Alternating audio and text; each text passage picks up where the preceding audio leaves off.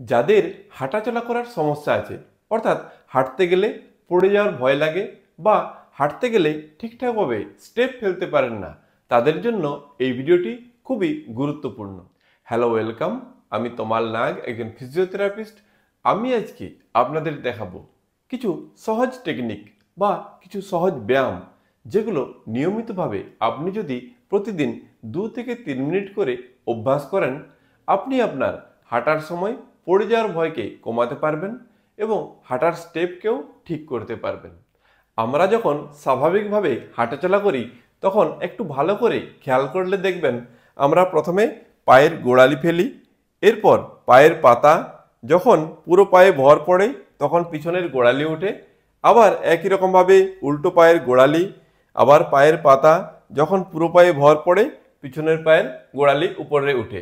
এইভাবে step by step একটির পর একটি পা পড়তে থাকে। অর্থাৎ আমরা যখন প্রথম পায়ের গোড়ালি মেঝেতে বা মাটিতে ফেলতে যাই, পায়ের পাতাকে উপরের দিকে তুলে ধরে রাখতে পারার ক্ষমতা থাকা অত্যন্ত গুরুত্বপূর্ণ।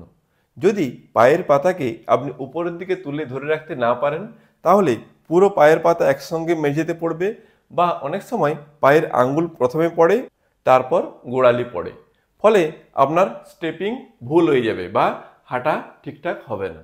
এই পায়ের পাতা তোলার ক্ষমতা বাড়ানোর জন্য প্রথম যে ব্যায়ামটি করবেন, আপনি একটি দেওয়াল থেকে 1 ফুটের মতো দূরত্বে দাঁড়াবেন এবং দুটি পায়ের পাতাকেও 1 ফুটের মতো দূরত্বে সোজা করে রাখবেন। এরপর আপনি প্রথমে দেওয়ালে এভাবে সাপোর্ট নেবেন, এরপর দুটি পায়ের পাতাকে উপরের দিকে তুলবেন, 5 থেকে 10 সেকেন্ড হোল্ড করবেন, নামিয়ে দিবেন। আবার দুটি পায়ের পাতাকে উপরের দিকে তুলবেন, 5 থেকে 10 সেকেন্ড হোল্ড করবেন, নামিয়ে দিবেন। এইভাবে 5 থেকে 10 সেকেন্ড করে হোল্ড করে করে মোট 15 থেকে 20 বার অভ্যাস করবেন।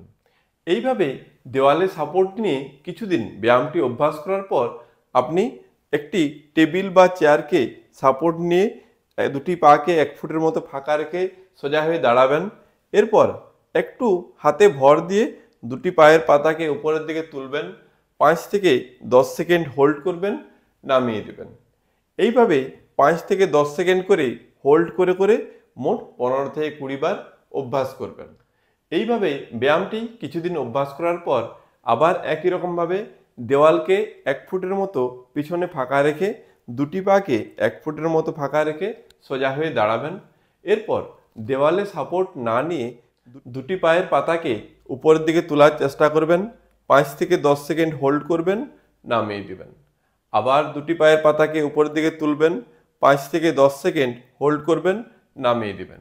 পিছনে দেওয়াল রাখতে বললাম কারণ যদি কোনো কারণে আপনি ব্যালেন্স হারিয়ে ফেলেন, তাহলে যেন আপনি পিছনে সাপোর্ট নিতে পারেন। এইভাবেও 5 থেকে 10 সেকেন্ড করে হোল্ড করে করে মোট 15 থেকে 20 বার অভ্যাস করবেন।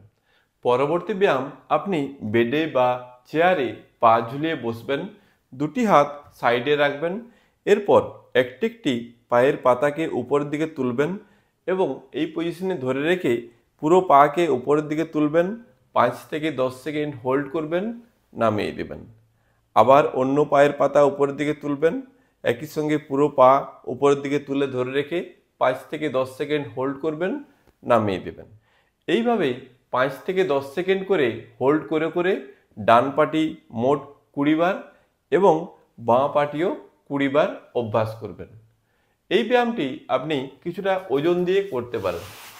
এরকম দুটি ওয়েট কাপ বা স্যান্ডব্যাগ নেবেন, এইভাবে দুটি পায়ের সঙ্গে বাঁধবেন। এই ওয়েট কাপের ওজন আপনার পায়ের ক্ষমতা অনুযায়ী 1 থেকে 2 কেজি ওজনের ব্যবহার করবেন এবং এরকম ওয়েট কাপ আপনি অনলাইনে বা অর্থ সার্জিক্যালের দোকানে পেয়ে যাবেন।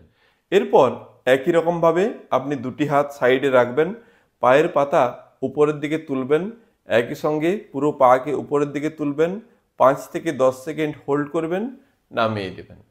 আবার অন্য পায়ের পাতা উপরের দিকে তুলবেন, একই সঙ্গে পুরো পা উপরের দিকে তুলে ধরে রেখে 5 থেকে 10 সেকেন্ড হোল্ড করবেন, নামিয়ে দেবেন। এইভাবে 5 থেকে 10 সেকেন্ড করে হোল্ড করে করে ডান পাটি মোট 10 থেকে 15 বার, বাঁ পাটিও 10 থেকে 15 বার অভ্যাস করবেন। এই সমস্ত ব্যায়ামগুলি আপনাকে সারাদিনে 2 থেকে 3 বার অভ্যাস করতে হবে। তবে আপনার সমস্যা যদি অতিরিক্ত থেকে থাকে তাহলে অবশ্যই নিকটবর্তী কোনো ডাক্তারবাবুর পরামর্শ নিন বা কোনো কোয়ালিফাইড ফিজিওথেরাপিস্টের কাছে যেতে পারেন। সেখানে বিভিন্ন ধরনের আধুনিক প্রযুক্তির ফিজিওথেরাপি মোডালিটিস আছে এবং বিভিন্ন ধরনের ফিজিওথেরাপি টেকনিক্স আছে, যার দ্বারা আপনার সমস্যার দ্রুত সমাধান সম্ভব। এই ধরনের ব্যায়ামের নিয়মিত ভিডিওর আপডেট পেতে আপনি আমার এই চ্যানেলটি সাবস্ক্রাইব করুন। ভিডিওটি শেষ পর্যন্ত দেখার জন্য ধন্যবাদ। সুস্থ থাকবেন, ভালো থাকবেন।